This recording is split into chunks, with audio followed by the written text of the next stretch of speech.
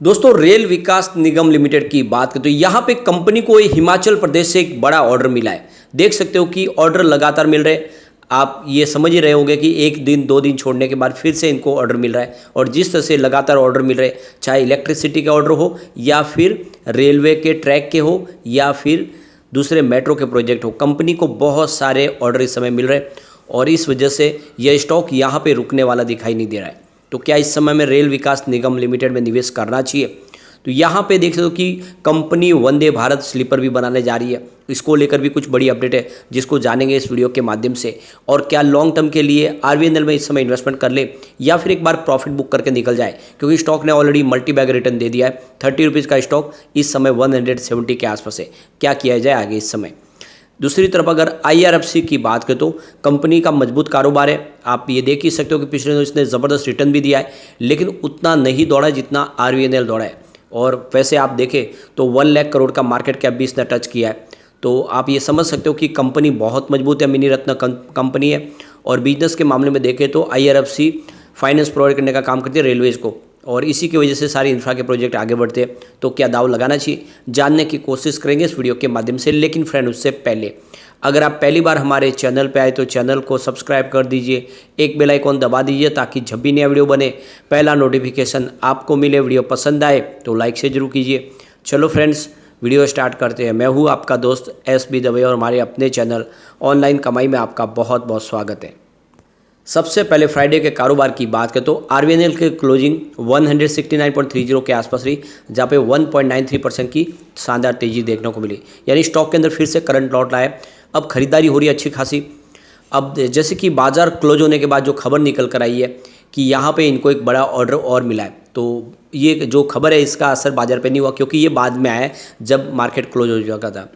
तो आरवीएनएल ने एक्सचेंज को जानकारी दी कि उनको 1098 करोड़ का एक बड़ा ऑर्डर मिला है। नवरत्न कंपनी ने बताया कि ये order Himachal Pradesh state electricity board की ओर से मिला है।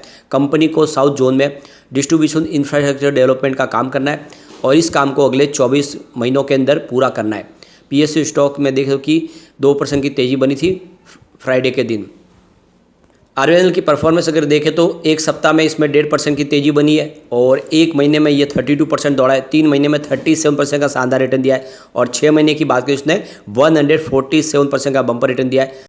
इस साल कंपनी ने करीब 148% का रिटर्न दे दिया और पिछले एक साल के हिसाब से देखिए उसने 415% का बम्पर रिटर्न दिया है और 3 साल के हिसाब से 772% का ज़बरदस्त रिटर्न दिया है। यानी एक तरफा स्टॉक दौड़ा है, लोगों को इसने मालामाल कर दिया है। और देख सकते हो कि कंपनी को लगातार ऑर्डर मिल रहे हैं। इससे पहले 2 सितंबर को कंपनी को मध्य गुजरात वीज कंपनी लिमिटेड की तरफ से भी 322 करोड़ का एक बड़ा ऑर्डर मिला है। कंपनी का ऑर्डर बुक ज़बरदस्त है। जून 2023 के आधार पर करीब 65,000 करोड़ का इनके पास ऑर्डर बुक है और कंसोलिडेटेड जो सेल्स है वो 3.2 गुना है। तो देख ही सकते हो कि बिजनेस काफ़ी शानदार है, लगातार बिजनेस बढ़ रहा है। इनके लिए जो सबसे बड़ा प्लस पॉइंट है कि कंपनी अलग अलग जॉइंट वेंचर्स के माध्यम से प्रोजेक्ट ले रही है। और आप ये समझ रहे होंगे कि जितने मेट्रो के प्रोजेक्ट है, वो चाहे चेन्नई मेट्रो हो, मुंबई मेट्रो हो, गुजरात मेट्रो हो, सारे प्रोजेक्ट इनके पास आ रहे मेट्रो के। इसके अलावा काफ़ी बड़े बड़े जो 11 kV लाइन के प्रोजेक्ट भी इनके पास आ रहे, हाईवे के प्रोजेक्ट कंपनी कर रही है। तो इस तरह से बहुत सारे प्रोजेक्ट हो रही है। स्पेशली सबसे बड़ा तो वंदे भारत का प्रोजेक्ट है। तो यहाँ पे देखो कि वंदे भारत ट्रेन आने की तैयारी हो चुकी है।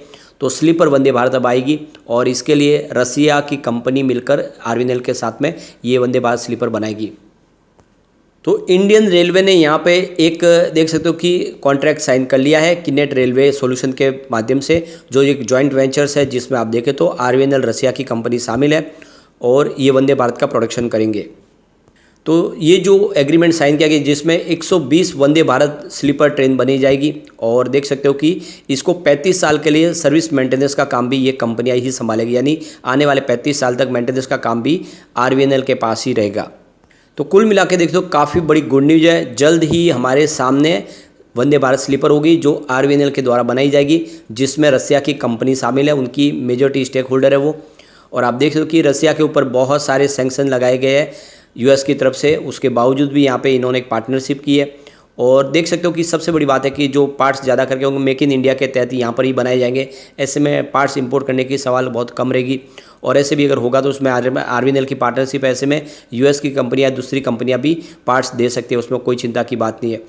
अब यहाँ पे देख सकते हो कि आरवीएनएल को लेकर एसबीआई सिक्योरिटीज ने इसका शॉर्ट टर्म टारगेट भी दिया, उन्होंने खरीदारी की सलाह दी है। आने वाले 3 महीनों में आपको इसका 188 का टारगेट देखने को मिल सकता है, यानी करंट लेवल से आपको 12% की तेजी देखने को मिल रही है। तो शॉर्ट टर्म टारगेट के साथ खरीदारी की सलाह दी जा रही है। आप देख ही सकते हो कि वो करीब 1 लाख करोड़ के आसपास उन्होंने प्रोजेक्ट अब तक कंप्लीट कर लिए। तो काफ़ी शानदार इन्होंने प्रोजेक्ट कंप्लीट किया और 65,000 करोड़ के प्रोजेक्ट है जो आने वाले समय कंपनी पूरा करेगी।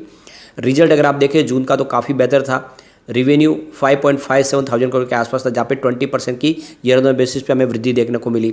नेट इनकम की बात करो 342 करोड़ के आसपास रही, जहाँ पे 15.19% की ईयर ऑन बेसिस पे शानदार वृद्धि देखने को मिली। डायल्यूटेड ईपीएस इसका 1.65 का रहा, जहाँ पे 15% की ईयर ऑन बेसिस पे बढ़त देखने को मिली। नेट प्रॉफिट मार्जिन की बात करो 6.15% के पास रहा, जहाँ पे 4.06% की ईयर ऑन बेसिस पे गिरावट देखने को मिली। तो नेट प्रॉफिट मार्जिन थोड़ा सा कम रहा, बाकी ओवरऑल रिजल्ट बेहतर था और आशा करें कि इस बार Q2 उससे भी शानदार होगा, तो फिर एक शानदार तेजी की शुरुआत होगी और स्टॉक तेजी से ऊपर जा सकता है। अब चलते हैं IRFC की तरफ। 76.60 पर क्लोजिंग थी, जहाँ पे 2.34% की शानदार तेजी देखने को मिली, यानी स्टॉक अब दौड़ने को बिल्कुल फिर से तैयार हो चुका है।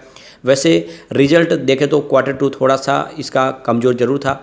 ओवरऑल यहाँ पे हमें ईयर ऑन बेसिस पे रिजल्ट में कमी दिखाई देगी, लेकिन क्वार्टर बेसिस पे रिजल्ट बेहतर था। रेवेन्यू 1.6 थाउजेंड करोड़ के आसपास रहा, जहाँ पे 5% की ईयर ऑन बेसिस पे गिरावट देखने को मिली।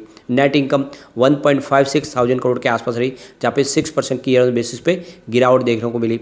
डायल्यूटेड ईपीएस 1.2 रहा, जहाँ पे 5% की ईयर ऑन बेसिस पे गिरावट देखने को मिली। नेट प्रॉफिट मार्जिन 97.56% के आसपास रहा, जहाँ पे 0.62% की ईयर ऑन बेसिस पे गिरावट देखने को मिली। ओवरऑल देखें तो ईयर ऑन बेसिस पे आंकड़े थोड़े से निराशाजनक जरूर थे, लेकिन क्वार्टर बेसिस पे ज़बरदस्त इंप्रूवमेंट था और इस बार आंकड़े उत्साहवर्धक रह सकते हैं।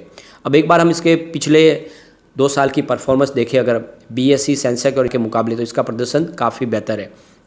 पिछले 1 साल में IRFC ने 260% का ज़बरदस्त रिटर्न दिया है, जबकि BSE सेंसेक्स ने इस दौरान मात्र 16% की तेज़ी बताई है और BSE फाइनेंस में अगर आप देखें तो 19% की तेज़ी बनी है।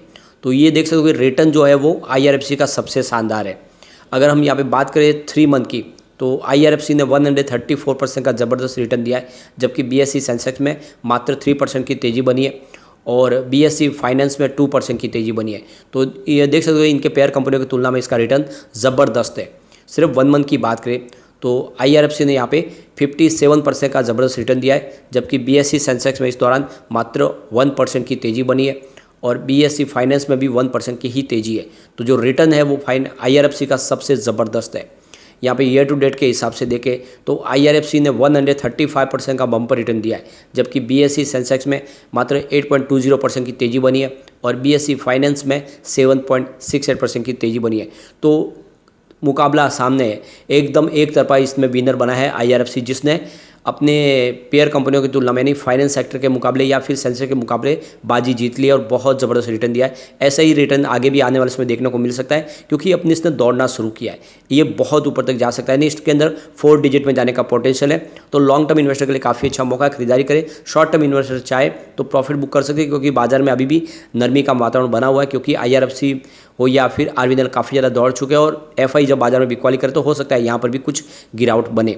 लेकिन फ्रेंड, कोई भी इन्वेस्टमेंट करने से पहले अपने फाइनेंशियल एडवाइजर के बारे में ले ले या अपना खुद का रिसर्च करें, क्योंकि मैंने वीडियो आपके एजुकेशनल पर्पज़ के लिए ही बनाया। वीडियो पसंद आए तो लाइक से जो कीजिए और चैनल को सब्सक्राइब कर दीजिए। Thank you friend.